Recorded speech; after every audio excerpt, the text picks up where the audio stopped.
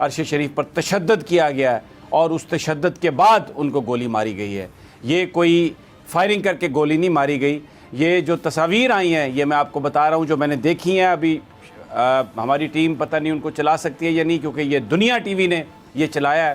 اور ظاہر ہے اس وقت جو اسٹیبلشمنٹ کے اس وقت حکومت کے جو نزدیک چینل ہے جن کے رپورٹرز کی ایکسیس ہے جو وہاں سے انفارمیشن لے سکتے ہیں. عرش شریف کی والدہ کو تو اپنی FIR بھی نہیں مل سکتی, لیکن جو تصاویر آئی ہیں اس میں مبینہ طور پر یہ نظر آ رہا ہے کہ عرش شریف کی انگلیاں ٹوٹی ہوئی ہیں, کھینچا گیا, ایسا تشدد کیا گیا ان کے اوپر.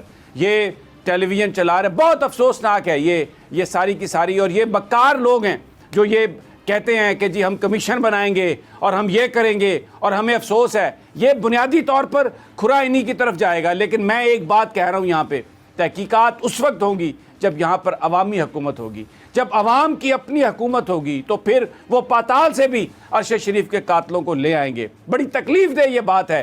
میں صرف یہ چینل یہ بتا رہے ہیں, تصاویر ہیں جس میں انگلیاں کھینچی ہوئی ہیں, ٹوٹی ہوئی ہیں. اور یہ الزام یہ جو ایک بات ہے کہ عرش شریف کو تشدد کر کے شہید کیا گیا, یہ اب اسی کی طرف ہم بڑھ رہے ہیں. یہ جو سارے شواہد ہیں اسی کی طرف جا رہے ہیں کیونکہ اس کو تشدد اس پہ کرنا تھا.